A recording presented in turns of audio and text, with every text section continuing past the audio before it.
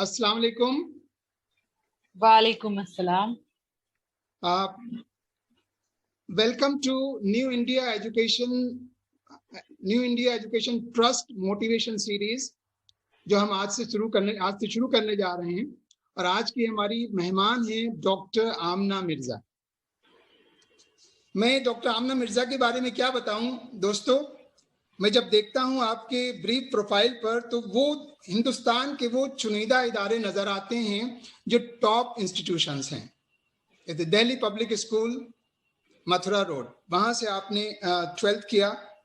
Saint Stephen's college Delhi university का top college है, वहां से ग्रेजुएशन। मास्टर्स आपने हिंदू कॉलेज से किया, वो भी दिल्ली यूनिवर्सिटी के टॉप इदारों में आता है, बल्कि आईएएस के नाम से जाना जाता है कि वहाँ जो लोग जाते हैं वो आईएएस और आईपीएस वगैरह में जाते हैं। उसके बाद आपने एमबीए जो है वो यूनाइटेड बिजनेस इंस्टीट्यूट बेल्जियम से आपने एमबीए किया ह्यूमन रिसोर्सेज में। और आज आप असिस्टेंट प्रोफेसर हैं political science SPM college university of Delhi.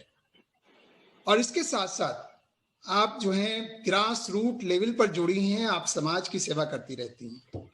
अब मैं ज्यादा आपके बारे में ना बता के ये चाहूंगा कि आप ही बताएं कि आप कैसे अपने आप को समाज सेवा में आपने लगाया हुआ है। क्योंकि आपकी मैंने एक लाइन देखी थी डॉक्टर आमना, जिसपे लिखा था, सबकी सेवा में ही है जीवन की वास्तविकता का एहसास। मैं इससे बड़ा इंप्रेस हुआ आपकी इस लाइन से कि आपने अपने आप को डेडिकेट किया हुआ है सबकी सेवा के लिए, समाज की सेवा के लिए। दिल्ली में आप इतना काम कर रही हैं। आपको जो है कोरोना वॉरियर का भी अवार्ड मिला, आपको और बहुत सारे दीगर अवार्ड मिले, वो आप खुद बताएंगे। हमारे जो सुनने वाले हैं, और ज्यादातर हमारे जो सुनने वाले हैं वो गांव के नौजवान हैं जो आज कोरोना की महामारी से जूझ रहे हैं, जंग लड़ रहे हैं। आप उनको कैसे, आपकी सक्सेस स्टोरी जो है मैं समझता हूं कि उनको जरूर मोटिवेट करेगी। डॉक्टर आमना मिर्जा।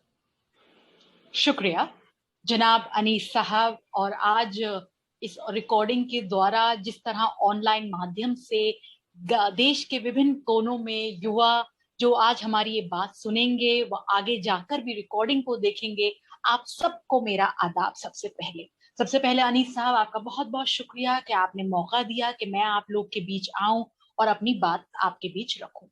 जैसे अनीस साहब आपने बताया कि किस तरह से शिक्षा से, एजुकेशन से मेरी जिंदगी में काफी बहुत क्लोज टाई रहा है।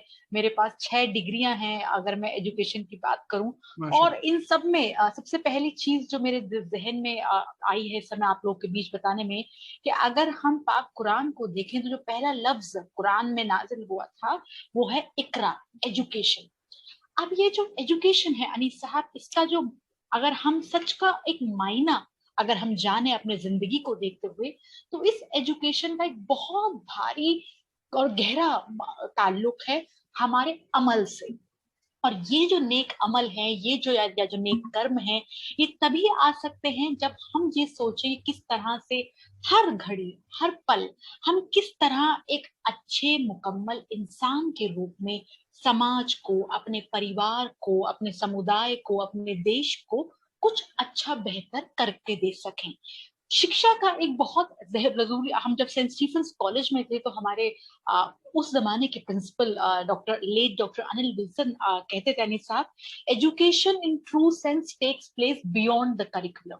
आपने किताब में जो है आपने जाना, किताब ने आपको सिविक सेंस समझाया, मॉरल ड्यूटी समझाई, लेकिन इसका सही मायना तब आएगा जब आप इसका उपयोग करके, इसका इस्तेमाल करके अपनी जिंदगी से दूसरों की जिंदगी में कुछ बदलाव, कुछ अच्छा बदलाव लाने की कोशिश करेंगे। तो मेरा हमेशा यही प्रयास रहता है कि जितना हो सके, देखिए हम सब लोग ह्यूमन बीइंग्स हैं, हम सब लोग लिमिटेड एस्पेक्ट में हैं, देखिए कि हम सब लोग सब कुछ नहीं कर सकते, लेकिन जितना हो सकता है मुकम्मल अच्छी दुआओं के साथ, अच्छे काम के साथ हमें हमेशा सदा प्रयास रखना चाहिए कि समाज की बेहतरी के लिए कुछ अपना योगदान दें। क्योंकि जिसे कहते हैं ना, good things in life come in small packages.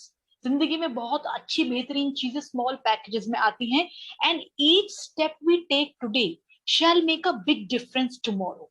हर एक छोटा कदम आगे जाकर एक बड़े अच्छे बदलाव की, एक बड़े अच्छे सुधार की कड़ी बनता है। तो इन 3 चीजों को मजबूती से पकड़ते हुए इकरा के साथ अच्छे नेक अमल, अच्छे नेक कार्य को जोड़ते हुए, और किस तरह के हर मेहनत का प्रयास चाहे छोटा हो लेकिन कहीं ना कहीं वो एक बड़ी बेहतरी के साथ जुड़ा हुआ है। इन चीजों पर मद्देनजर रखते हुए हमेशा कोशिश रहती है।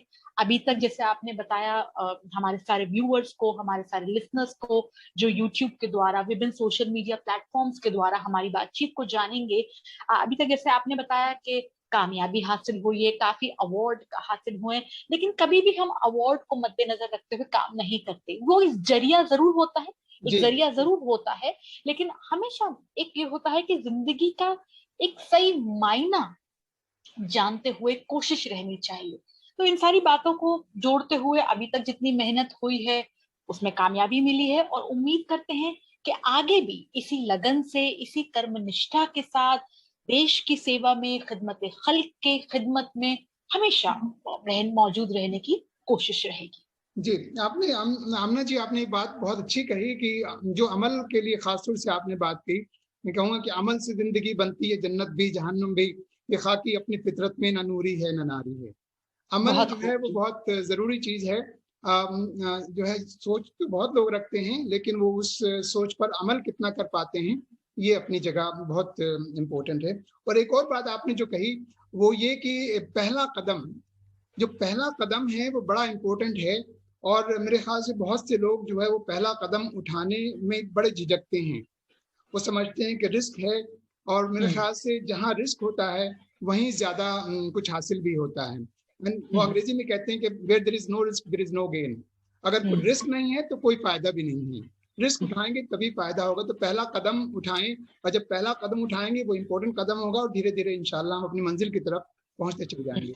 ये आपने बड़ी अच्छी बातें, 2 बातें आपने बहुत अच्छी यहाँ कही। और जो काम करने वाले होते हैं उनको अवार्ड्स की परवाह नहीं होती, वो अवार्ड्स की परवाह नहीं करते। मुझे मालूम है आपकी लिस्ट में जो ढेर सारे अवार्ड्स की लिस्ट है, और मुझे उम्मीद है कि आप इसी तरीके से काम करती रहेंगी, और आपको जो है वो उसका सिला मिलता रहेगा इस जिंदगी में भी, और आखिरत में भी इसका सिला मिलेगा। अब मैं, चूंकि आप समाज सेवा करती हैं, दिल्ली जैसे शहर में आप रहती हैं, पुरानी दिल्ली में आपका बचपन गुजरा, बड़े बड़े टॉप इंस्टीट्यूट्स में आप पढ़ी, लेकिन हम चाहेंगे कि आप थोड़ा सा दिल्ली से बाहर निकलें समाज सेवा के लिए। हमारे जो गांव हैं, हमारा जो, ये कहते हैं कि हिंदुस्तान की जो आबादी है वो 80% आबादी जो है वो गांव में रहती है, और शहरों की तरक्की या देश की तरक्की का रास्ता जो है, ये चौधरी चरण सिंह जो प्राइम मिनिस्टर भी रहे हमारे कंट्री के, ये उनका कहना था कि अगर कि गांव के शहर, हमारे देश की तरक्की का रास्ता जो है वो गांव से होकर गुजरता है। तो हमारे जो गांव हैं आज भी हम उनमें देखें तो हमारे गांव आज भी पिछड़े हुए हैं। इवन दिल्ली के अतराफ, दिल्ली हमारी कैपिटल है, उसके अतराफ भी बहुत सारे गांव अगर आप जाएं तो वहाँ पिछड़ापन आपको नजर आएगा। और बच्चे, आज के बच्चे जो खास तौर से गांवों में हैं, वो खाली मस्ती करते हुए नजर आएंगे। उनको शायद उनका मकसद नहीं है तालीम का, मकसद भी उनको नहीं मालूम कि वो तालीम किस लिए हासिल करना चाहिए। तो आप जरा बताएं कुछ जो है कि क्या कुछ, और आजकल जैसे ये कोरोना की महामारी, आप कोरोना योद्धा भी हैं, कोरोना वॉरियर का भी आपको जो है अवार्ड दिया गया, अप्रिसिएशन लेटर्स मिले चुके, आपने बहुत काम किया। गांव में अगर आप जाएं तो लोग ज्यादा फॉलो नहीं कर रहे हैं, मास्क भी नहीं लगाते हैं, और डिस्टेंसिंग भी नहीं करते हैं।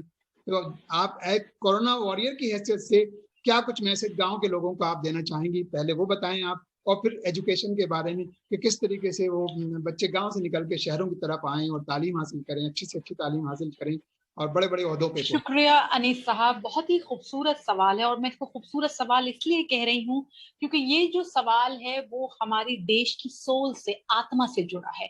आपने स्वर्गीय प्रधानमंत्री चौधरी चरण सिंह जी का जिक्र किया। मैं यहाँ पर आपके बीच बताना चाहती हूँ कि भारत में क्या फादर ऑफ द नेशन महात्मा गांधी जी ने, जब भी हम चाहे शहर में हो या गांव में, जब हम एनसीईआरटी की किताबें हम खोलते हैं तो एनसीईआरटी की किताबों में गांधी तलिस्मन दिया हुआ होता है, जिसमें बहुत एक जो यंत्र है उसमें कहा जाता है कि जब भी आप जीवन में कोई विडंबना में या कोई परेशानी में, उस व्यक्ति का सोचिए जो आखिरी पंक्ति का आखिरी व्यक्ति है। तो अगर हमें देश का विकास करना है तो निस्संदेह रूप से सबसे पहले हमें गांव की ओर देखना होगा, और यही हमारा प्रयास भी रहता है। मुझसे काफी लोग कहते हैं कि आप अंग्रेजी मीडियम में पढ़ी हुई हैं, लेकिन साथ साथ हिंदी और उर्दू में क्यों लिखती हैं हर लेख को। तो मेरा भी उनसे यही जवाब रहता है कि देश की विकास की जो नींव है, चाहे वो शिक्षा को लेकर हो, अच्छे विचारों को लेकर हो, जिंदगी में बढ़ोतरी को लेकर हो, वो तो गांव से आती है।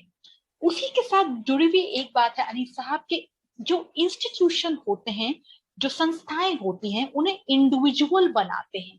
तो ये जो हमारे पास एक एक हम कह सकते हैं फॉल्स होप डाइकोटमी है, रूरल वर्सेस अर्बन, कहीं ना कहीं हमें इसे छोड़ना होगा। क्योंकि इंडिविजुअल तो वो है जो पूरी मेहनत के साथ इंस्टीट्यूशन को आगे बढ़ाने की का प्रयास रखता हो। आज हम देखते हैं किस प्रकार से इतनी सारी सक्सेस स्टोरी हैं, किस तरह से ग्रामीण क्षेत्र से भी आए हुए स्टूडेंट्स, लर्नर्स आगे जाकर एक सक्सेस स्टोरी को के रूप में उभर कर आते हैं। तो जरूरत ये है, ये जो डायकोटमी है रूरल वर्सेस अर्बन, उसे हमें कहीं ना कहीं सवाल उठाने की जरूरत है। मैं अपने लेख में मैंने यही लिखा है कि आज हम, क्योंकि मैं ग्लोबल पॉलिटिक्स पे काफी काम करती हूँ रिसर्च में, तो अगर हम देखेंगे ग्लोबलाइजेशन एक बहुत ही बेहतरीन प्रोसेस था, लेकिन उसमें भी कहीं ना कहीं किस तरह से कुछ लोगों के पास बहुत सारा लाभ हो गया, और बहुत बड़े स्तर जो ग्रामीण स्तर है वहां तक वो लाभ नहीं पहुंच पाया। तो उसके अंतर्गत भी आज हमें नए सोच की जरूरत है। आज हम देखिए, आज हम डिजिटल पैराडाइम की बात कर रहे हैं कि हर देश डिजिटल शक्तिकरण की ओर आगे बढ़ रहा है। ये प्रोसेस भी तब तक पूरा नहीं होगा जब तक हम गांव के व्यक्ति के पास तकनीक के लाभ नहीं पहुंचाएंगे। तो यहाँ पर सबसे ज्यादा जरूरी है हमें ये सोचना कि ऐसी क्या सोच रही होगी कि हमने गांव को पीछा रहने पे मजबूर कर दिया। और इसका जो जवाब है वो हम कहीं दूर नहीं जाएंगे, हम अपने स्तर तक जाएंगे। हमारे अंदर एक वो होता है कि इंग्लिश मीडियम स्कूल, वो गलत है। और ये मैं हमेशा अपने क्लासरूम में, अपने लेख में हमेशा वो कहती हूँ कि वो हमें इस पैमाने पे हमेशा सवाल उठाना चाहिए कि what makes urban better than rural. ऐसा क्या है कि जो शहरी स्तर पे है वो ज्यादा बेहतर हो जाता है ग्रामीण स्तर से? हमारे जो गांव हैं वो बहुत ही बेहतरीन जरिया है विकास के। हमारे जो गांव हैं वो आज भी बहुत ही बेहतरीन एग्जाम्पल हैं हेरिटेज के, सिविलाइजेशन के। और हमें हर स्तर पर प्रयास रखना है कि अपनी मेहनत में गांव के उस आखिरी पंक्ति के आखिरी व्यक्ति को शामिल करना है। अगर एक छोटा सा उदाहरण दूं कि किस तरह से, अगर आज किसी भी आप विकास की बात कर रहे हैं, मैं एक इम्पोर्टेंट ऑर्गेनाइजेशन है, ऑफिशियल रूप से मैं उनका नेम कोट नहीं करूंगी, लेकिन उन्होंने कहा कि किस तरह से गेम चेंजर जो है, अगर अगर आप कम्युनिकेशन में देखें तो वो बदलाव है गांव का स्तर, और उसके लिए हमें अपनी कम्युनिकेटिव रेल्म को उस स्तर तक लेकर जाना होगा, ना कि उनको अपने स्तर तक लाना होगा। तो यहाँ पहला सवाल जैसा आपने बताया कि गांव को का क्या महत्व है। गांव बहुत महत्वपूर्ण है, और यहाँ पर जो हमारा देश का युवा है, अगर आज आप देखें, अगर अगर आप प्रोपोर्शनल रिप्रेजेंटेशन के रूप में भी देखें, ज्यादातर युवा जो है वो गांव में रहता है। तो देश के विकास की जो नींव है वो तो गांव से ही आएगी, और इसके लिए निरंतर प्रयास रहना चाहिए। देखिए, एक क्योंकि we are a diverse country, we are a populated country, और ये उदाहरण डाइवर्सिटी और पॉपुलेशन का विभिन्न अन्य देशों में भी है। तो आज जो नैरेटिव है, जो लॉजिक है, जो वार्ता है इंटरडिपेंडेंस की, उसमें बदलाव की जरूरत है। विकास के इंजन की जो नींव है वो गांव से ही आती है, और वहीं पर हमें सारी मेहनत रखनी है। अब जो दूसरा सवाल, आपने एक बहुत जरूरी बात कही कि गांव में ज्यादा जागरूकता नहीं है, चाहे पैंडेमिक को लेकर हो, मास्क को लेकर हो, दवाइयों को लेकर हो, सोशल डिस्टेंसिंग को लेकर हो। अनीस साहब, इसका भी सिलसिला कहीं ना कहीं हम तक जुड़ा हुआ है। क्या क्या हमारे जो अखबार हैं वो गांव की परेशानियों को उचित रूप से बता रहे हैं? क्या जो पढ़ा लिखा तबका है, जिसमें आप, हम, हजार कभी साथी आते हैं, क्या हम गांव की तकलीफों के बारे में सही रूप से बात कर रहे हैं सोशल मीडिया के माध्यम से, व अन्य मीडिया के माध्यम से, या अन्य प्रयासों के माध्यम से? तो केवल ये कहना कि गांव पिछड़े रह गए या गांव उतना प्रयास नहीं कर रहे हैं जितना करना चाहिए, वो समस्या का केवल एक रूप है, वो प्रॉब्लम का केवल एक पहलू है।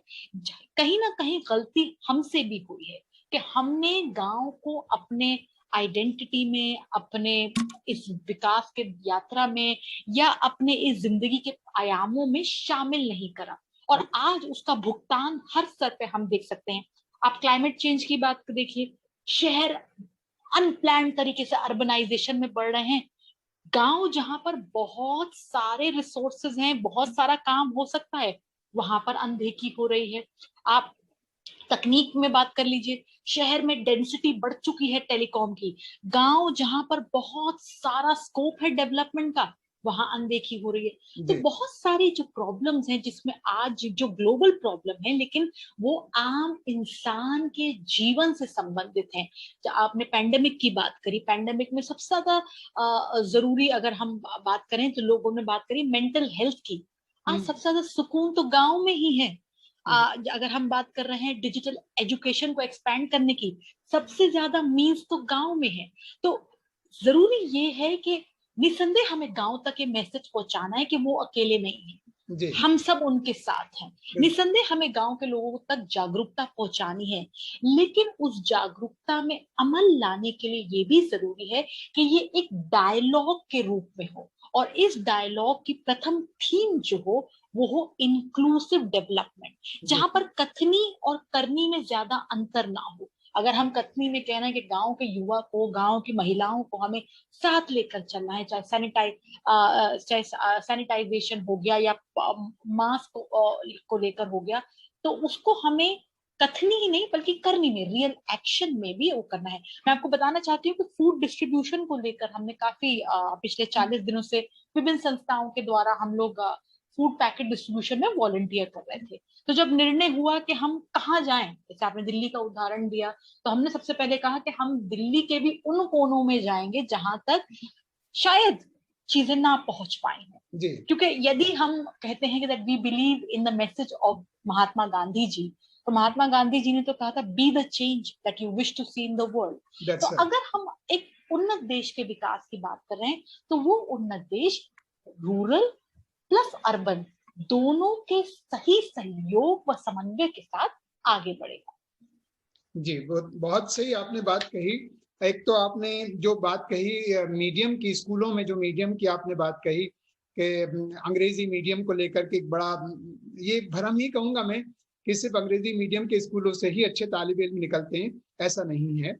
मैं ऐसे 2 स्कूलों को जानता हूँ खासतौर से दिल्ली में, जहाँ वो दिल्ली के टॉप स्कूल्स में आते हैं और प्राइमरी शिक्षा जो है वहां पर वो हिंदी मीडियम में दी जाती है। सेंट जेवियर है राजनिवास मार्ग पर दिल्ली में, one of the top most schools in Delhi. वहाँ प्राइमरी शिक्षा जो है वो हिंदी मीडियम में दी जाती है। इसी तरीके से सरदार पटेल विद्यालय जो है दिल्ली में, that is also one of the best schools है दिल्ली में, वहाँ भी प्राइमरी शिक्षा जो है वो हिंदी मीडियम में दी जाती है। तो मीडियम तो सही मायनों में वो होना चाहिए जो बच्चे की जो है मादरी जबान है, रीजनल लैंग्वेज है, वो होना चाहिए। लेकिन एक भ्रम ऐसा बनाया हुआ, और इन स्कूलों से भी आप देखें, और सरकारी स्कूलों से आप देखिए, जो टॉप रैंकिंग IAS ऑफिसर जो है वो निकले हैं, वो सरकारी स्कूलों से पढ़ करके निकले हैं।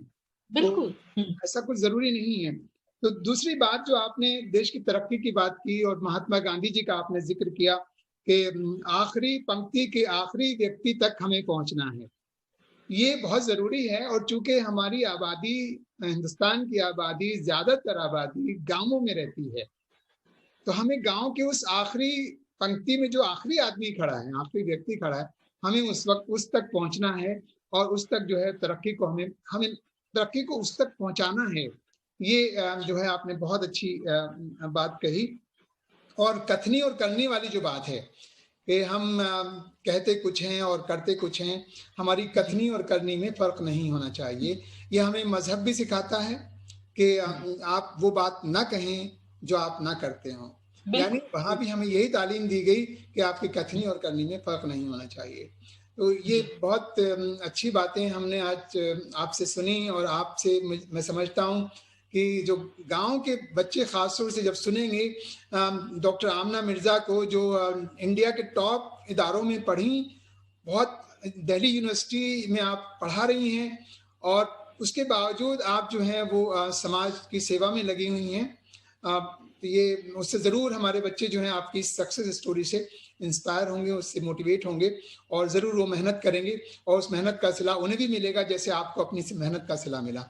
आखिरी चंद मिनटों में आप हमारे गाँव के बच्चों को खास तौर से गाँव के बच्चों को आप क्या संदेश देना चाहेंगी? आखिरी 2-3 मिनट में वो संदेश हमारे बच्चों को दीजिए। सबसे पहले तो मैं गाँव के सभी स्टूडेंट्स से ये कहूंगी कि कभी भी अपने आप को कम मत समझें। हर व्यक्ति यूनिक है। जरूरी ये है कि देखिए जिंदगी जो होती है ना, ये हर पल कुछ हमें सिखाती है। ये हम पर डिपेंड करता है कि हम इस जिंदगी से इसके जो खूबसूरत रस हैं कितना पा सकते हैं। तो पहली चीज, अपने आप को कभी भी किसी से कम मत समझिए। दूसरी चीज, निरंतर प्रयास करते रहिए। एक चीज मिल गई वो वहां पर आप रुकेंगे नहीं, एक चीज नहीं मिली वहां पर भी आप रुकेंगे नहीं। जिंदगी का दूसरा नाम होता है निरंतर प्रयास। आपके दीनी एतबार से, दुनियावी एतबार से आप अच्छाई की ओर आगे बढ़ते रहिए। और अच्छाई जो है वो 3 तरीके से इन रिफ्लेक्ट होना चाहिए: माइंड, बॉडी एंड सोल। आपका जहन जो हो वो अच्छी सोच रखे, अच्छी सोच को आगे बढ़ाए। आपकी जो बॉडी हो, जो आपकी पर्सनैलिटी हो, जो आपकी शख्सियत हो, वो अच्छाई की ओर आगे बढ़े, नेकी की ओर आगे बढ़े, ईमानदारी की ओर रहे। और साथ साथ सोल, देखिए ये जो जिंदगी है बहुत कीमती है। हर दिन कुछ नया है, इसलिए हर दिन का हमें शुक्र करना है। जो ना मिला उस पर सब्र करना है।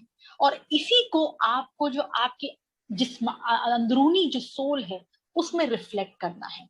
याद रखिए कि कोई भी जिंदगी में उतार चढ़ाव आते हैं। कोई भी, जिस तरह से हमारी 5 उंगलियां समान नहीं होती हैं, इसी तरह जिंदगी के कोई से भी दिन समान नहीं, एक साथ नहीं होते। मैं आपको बताना चाहूंगी प्यारे स्टूडेंट्स, आप लोग क्योंकि सुन रहे हैं, मैं 9th क्लास में थी जब मेरे वालिद साहब को ब्रेन स्ट्रोक हो गया था। और जब उन्हें ब्रेन स्ट्रोक हुआ था तो उनकी आवाज जो है, बोलने की क्षमता चली गई थी। क्योंकि पुरानी दिल्ली से मैं ताल्लुक रखती हूँ, डीपीएस में मैं पढ़ती थी, तो मेरे पास उस टाइम इतना जरिया नहीं था फीस और अन्य सारी चीजों का अरेंज करने के लिए। और आपको बताना चाहती हूँ कि 9th से लेकर 12वीं तक दिल्ली पब्लिक स्कूल मछुआ रोड से मैंने पढ़ाई, आप रिकॉर्ड चेक कर सकते हैं, केवल स्कॉलरशिप पाकर, निरंतर स्कॉलरशिप पाकर मैंने पूरी करी। जब मैं कॉलेज में आई तो मुझे 3 साल सेंट स्टीफेंस कॉलेज में स्कॉलरशिप मिली और मुझे सेंट स्टीफेंस कॉलेज से ही सेंट स्टीफेंस सैनिटरी कॉलेज और सैनिटरी मेडल जो वहां के सबसे बेस्ट स्टूडेंट को मिलता है, मुझे वो मिला। जब मैं एमफिल में आई और एमफिल और पीएचडी मैंने पूरा जेआरएफ का जो मेरी स्कॉलरशिप है उस जरिए से मैंने वो करी। तो देखिए जिंदगी में जो जरिए होते हैं वो कभी कम होते हैं, कभी ज्यादा होते हैं, लेकिन मेहनत को हमें पीछे नहीं छोड़ना है। मेहनत को और हमेशा आगे रखना है। बड़ों की हमेशा तवज्जो रखनी है, छोटों से हमेशा प्यार रखना है और एक खूबसूरत जिंदगी को लिखना है। क्योंकि याद रखिए कि जब हम इस दुनिया से चले जाएंगे तो हमें जो जिंदगी है ये किताब की तरह दी जाएगी, जहां हर पन्ने पर हमारे अच्छे अमल द्वारा, अच्छे नेक कर्म द्वारा, अच्छी मेहनत द्वारा लिखे हुए जो दस्तावेज हैं वो हमारे सामने होंगे। तो एक ही जिंदगी है, खुश रहिए, स्वस्थ रहिए, सुरक्षित रहिए और खूब अच्छे से लिखिए, खूब तरक्की करिए, खूब अच्छी नेक दुआएं करिए, देश के लिए, मुल्क के लिए, अपने परिवार के लिए, अपने दोस्तों के लिए। इन्हीं नेक दुआओं के साथ, नेक ख्वाहिशात के साथ एक बार फिर मैं अनीस साहब का, वो सभी हमारे लिसनर्स जो आज मुझे सुन रहे हैं, आप सबका तहे दिल से शुक्रिया कि आपने मौका दिया कि हम आपके बीच आए और अपनी बात हमारे बीच रखें। डॉक्टर आमना, आपकी बात को जो आपने आखिर में बच्चों को जो संदेश दिया उसमें से मैं खास तौर से 2 बातों को जरूर बच्चों को याद दिलाऊंगा। आपने कहा निरंतर प्रयास करते रहना चाहिए, क्योंकि हमने बचपन में एक छोटी सी कहानी सुनी थी कि वो अंडे में से बच्चा कैसे निकलता है। वो अंदर जो है खुद खुद खुद खुद करता रहता है, कुछ ना कुछ करते रहिए और कुछ ना कुछ हो ही जाता है। तो वो जो निरंतर प्रयास है वो करते रहें तो जरूर कुछ ना कुछ हासिल होगा। जो जिंदगी में चाहेंगे, डिटर्मिनेशन होगा तो जरूर हासिल करेंगे। और दूसरी जो आपने बहुत अच्छी बात की वो है अच्छी सोच की, कि सोच हमेशा अच्छी रखें, मस्बत सोच रखें, पॉजिटिव सोच रखें। क्योंकि अगर आपकी अच्छी सोच होगी तो आप उसी के हिसाब से आपके अमल भी अच्छे होंगे और सबसे बड़ी बात कि फिर वही अमल से जिंदगी बनती है जन्नत भी जहन्नुम भी। सब कुछ अमल है। आप रोजाना ऊपर वाले का शुक्र अदा करें और सब्र करें, जो मिल गया उस पर शुक्र करें, जो नहीं मिला उस पर सब्र करें। बहुत बहुत शुक्रिया डॉक्टर आमना आपका कि आपने वक्त निकाला और हमारे बच्चों को खास तौर से जो है आपने संदेश दिया। और मुझे उम्मीद है कि हम आगे भी, यह आज हमारी पहली शुरुआत है, आगे भी हम आपको वक्तन फवक्तन जो है तकलीफ देते रहेंगे। आपको वक्त निकालना होगा हमारे बच्चों के लिए और आप इस तरीके से मोटिवेट करती रहेंगी। एक बार बहुत बहुत शुक्रिया। जज़ाकल्लाह खैर। शुक्रिया।